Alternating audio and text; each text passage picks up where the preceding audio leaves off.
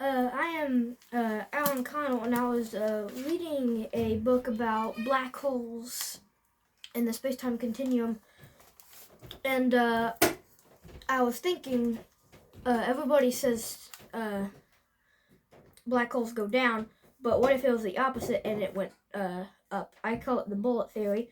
I think that it's not going down or up or really anywhere. I think it breaks the space-time continuum. Everybody says that space is infinity. It never stops. It cannot stop. It's impossible. But what if a black hole breaks through that, like a bullet through wood?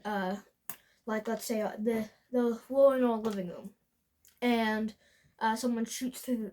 I shoot through the wood. There's a hole that goes through the wood, but we can't go through the wood without shooting through the wood. But we can't just like go through it and then boom, we're outside. But if we shoot the bullet through the wall and we put our finger in there and it's not inside the house, it's outside.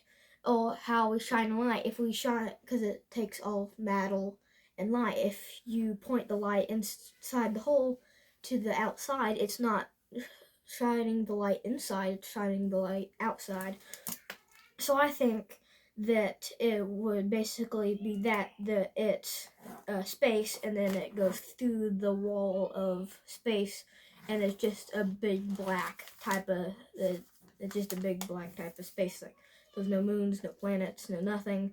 It breaks out of space. So that's why if someone went in there, they would just die. It would break down. There wouldn't be a thing. If we put all through glass, there would be glass, and we would in our arms and we would be bleeding, and it would be painful.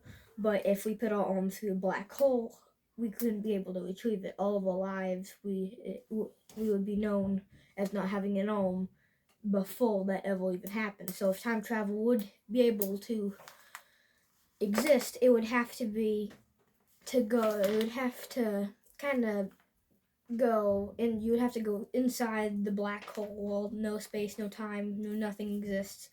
And if you were in there for a few minutes, you would be there for maybe 50 million, 60 million years. And you would have to pull out an atom, like just kind of pluck it off like an apple from a tree. Because if there was no space, no gravity, no time, nothing there, you basically could just do whatever you want. Just like pick off an atom from somewhere and having no effect.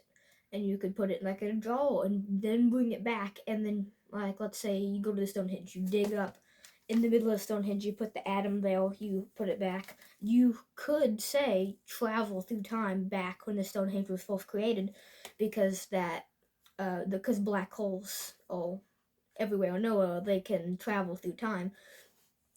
So, like if you run from basically one of Bill Nye's friends, I can't remember his name, but if you run, it's a different time from the other person. Your clock ticks the same, but everything else changes.